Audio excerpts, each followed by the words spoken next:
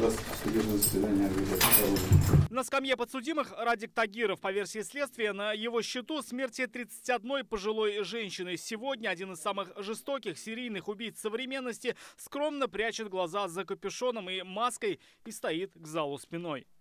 А вы помните, сколько жертв на вашем счету? Много? Нет, не считал.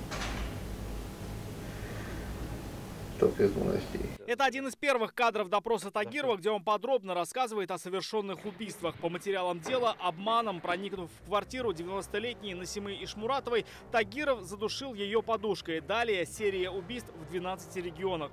Действовал по отработанной схеме. Представлялся слесарем или соцработником, проникал в жилище, отвлекал внимание и душил подручными средствами. Забирал деньги, ценности, украшения и скрывался. Выйти на след Тагирову удалось только благодаря ДНК-экспертизе. Его задержали в декабре 2020-го. То есть вы совершали убийство с целью ограбления, да? Ну, так получается, да.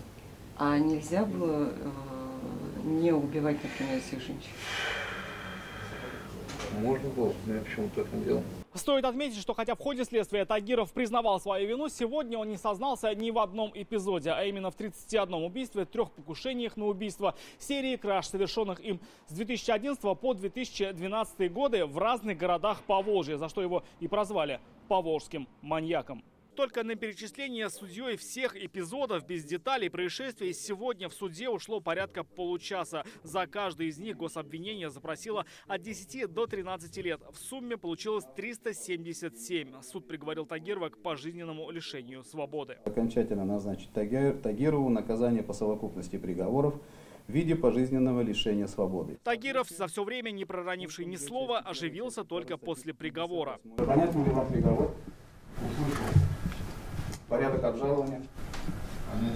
Полностью приговор изучен будет только после его изготовления. Окончательное наказание, я думаю, что справедливо. Кроме этого, на Тагирова составлены гражданские иски, согласно которым он должен возместить материальный ущерб родственникам пострадавших. Это 2 миллиона 300 тысяч рублей. Некоторые, как, например, Асия Шамсудинова, дочь погибшей пенсионерки, от требований отказались. Писала, но отказалась.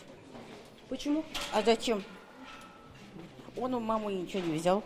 Радик Тагиров не признал вину ни по одному факту. Считает, показания давал под давлением. Вместе с защитой намерен обжаловать приговор. У нас 15 дней. В течение 15 дней напишем апелляционные жалобы и направим по дистанции. Согласно приговору, первые 10 лет Тагиров проведет в тюрьме, остальное время в колонии особого режима. Будет зачтен и срок, проведенный им под стражей с 1 декабря 2020 года. Рамиль Шайдуллин, Адельмин Дубаев, ТНВ, Казань.